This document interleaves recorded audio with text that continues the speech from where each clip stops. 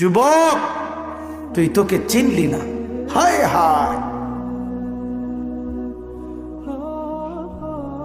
তামসাটাকে জিন্দিগি মনে করলা।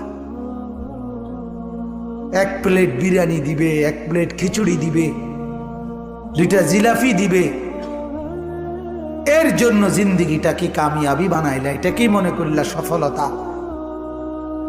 কিছুক্ষণ মোবাইল চালাইলা, কিছুক্ষণ মেয়ে দেখলা, ছবি দেখলা, নাটক দেখলা, নাচ দেখলা, আর কিছুক্ষণ ঘুমিয়ে রইলা, এটাকেই জিন্দিগি মনে করলা।